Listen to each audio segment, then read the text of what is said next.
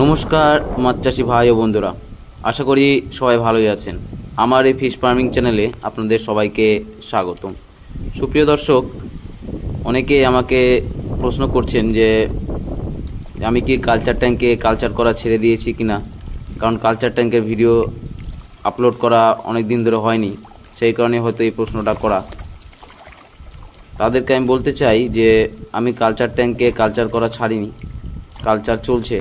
কিছু ব্যস্ততার কারণে আমি ঠিকঠাকভাবে ভিডিওগুলো আপনাদের সাথে শেয়ার করতে পারছি না, কারণ এখন সিজন টাইম, যেহেতু ব্রিডিং চলছে এবং পোনা উৎপাদন চলছে, সেই কারণেই আমি এই কালচার ট্যাঙ্কের ভিডিওগুলো ঠিকঠাকভাবে আপনাদের সাথে শেয়ার করতে পারছি না। এই যে আপনারা ট্যাঙ্কটা দেখছেন, এই ট্যাঙ্কে কই এবং শিং মাছ একই সাথে চাষ হচ্ছে। প্রথমে আমি শিং মাছ দিয়েছিলাম এই ট্যাঙ্কে 5,000-এর মতো। তারপরে আমি যে আপনাদের প্রথমে কই মাছের ব্রিডিংয়ের ভিডিও দিয়েছিলাম, সেই ব্রিডিংয়ের বাচ্চা বিক্রির পরেও কিছু বাচ্চা ছিল,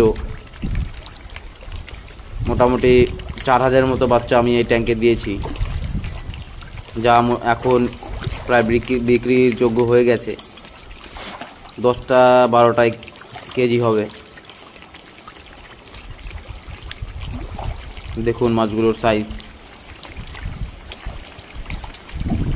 শিং মাছের মধ্যে কই মাছ চাষ করলে মোটামুটি শিং মাছটা উঠতে উঠতে আপনি 2বারের মতো কই মাছ করতে পারবেন।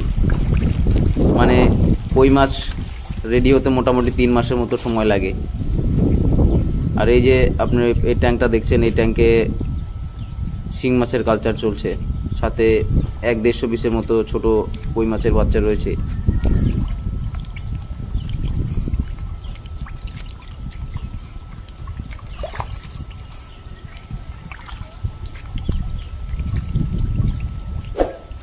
শিং মাছও মোটামুটি ভালো সাইজের, আর কিছুদিনের মধ্যে এগুলো হারভেস্ট করার মতো হয়ে যাবে।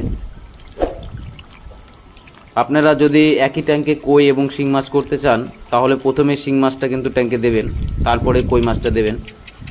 কারণ যদি কই মাছটা আগে দেন বা কই মাছের সাইজটা বড় থাকে, পরে কিন্তু ওর মধ্যে শিং মাছ দিলে কিন্তু আপনার শিং মাছটা কই মাছে খেয়ে ফেলার সম্ভাবনা থাকে।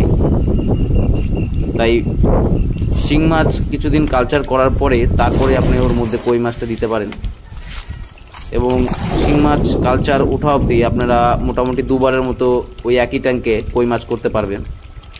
ধরার সময় একটু অসুবিধা হয়, তবে আপনারা যদি একটু কষ্ট করেন তাহলে মোটামুটি একই সাথে শিং এবং কই মাছের কালচারটা করতে পারবেন।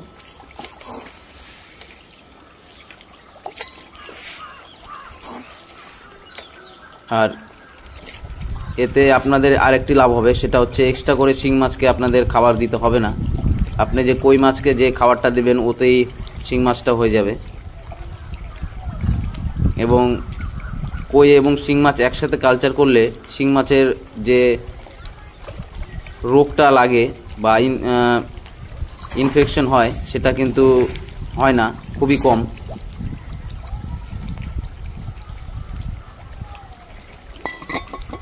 এবং শিং মাছের যে কালারটা আসবে, সেটা খুব সুন্দর কালার আসে। তো আপনারা এইভাবে করে কই এবং শিং মাছের কালচার করে দেখতে পারেন, আশা করি ভালো রেজাল্ট পাবেন। আর আরও একটি ট্যাঙ্কে কই মাছের কালচার চলছে, দেখুন। এটার মধ্যে আমার 8,000 কই মাছ রয়েছে। এই কই মাছটার সাইজ ছোট, বেশি দিন বয়স না।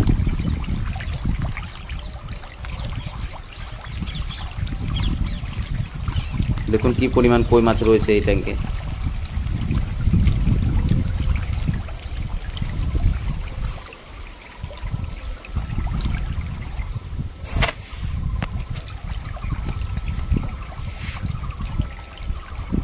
তো চেষ্টা করব আপনাদেরকে কিছুদিন পর পর আমি এই মাছগুলোর আপডেট দেওয়ার। আর বাকি যে ট্যাঙ্কগুলো রয়েছে, সেই ট্যাঙ্কগুলোর মধ্যে সব রেনু কালচার চলছে।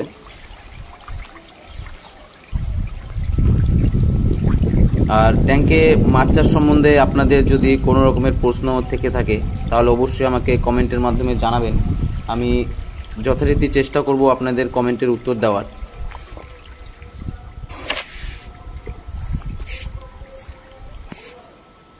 দেখা হবে পরের ভিডিওতে।